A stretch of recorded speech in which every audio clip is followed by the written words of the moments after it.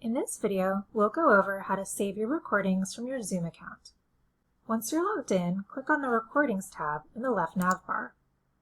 You're going to see a list of all of your recordings in reverse chronological order. If you have a lot of them, you might want to create a checklist so that you can track which ones you've saved so far and which ones still need to be saved. A handy way to get that checklist is to click the Export button. This will generate an Excel spreadsheet that you can print out. I'm going to scroll to the very bottom of my list to the first few recordings. I can see that some of these recordings have 4 files and some have 2 or 3.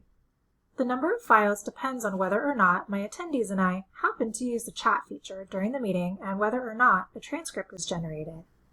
I can also see there's a big difference in the amount of space that these different files take up. This OU Campus class is 3 hours long, so it has some pretty hefty files. But this meeting that I did in my personal meeting room has really small files. I probably just recorded a few seconds to add to a training video. I'm going to go ahead and download this OU Campus class recording. I just click on the name of the recording and it takes me to a new page. If you'd previously shared the link to the recording, you can see how many times it's been viewed and/or downloaded. On this little film strip icon here, I can see that this recording is approximately 2 hours and 49 minutes long. Sometimes meetings can have similar names, so if I wanted to double check that I was downloading the correct meeting, I could press this little play button and it would start playing the video of the meeting.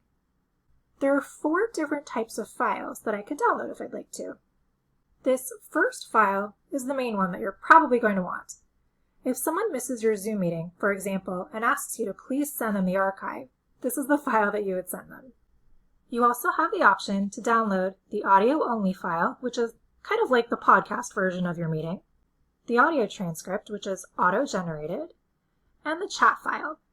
If nobody used the chat during your meeting, then this chat file won't be here. To download an individual file, you just hover over it, and then slide your mouse over to the right and click this download icon.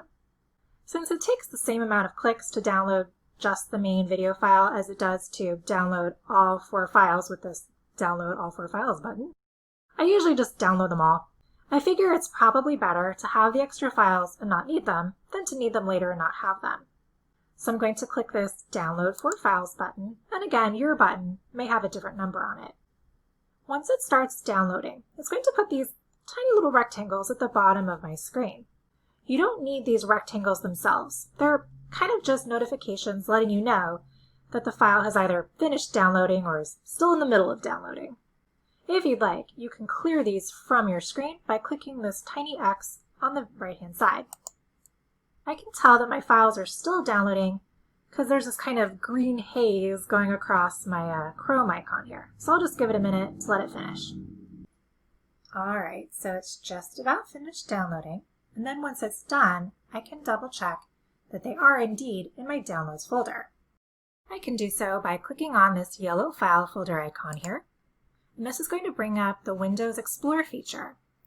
I just click on my Downloads folder here on the left, and then I can see that it has indeed downloaded the files for me. The MP4 file is the video version, the M4A file is the audio-only version, the VTT file is the transcript, and the text document is your chat. For some reason, Zoom puts the British version of the date of your meeting at the front of the file name, so you may want to rename your file. I'll go over how to do that in a separate video. And that is how you save your Zoom recordings to your computer.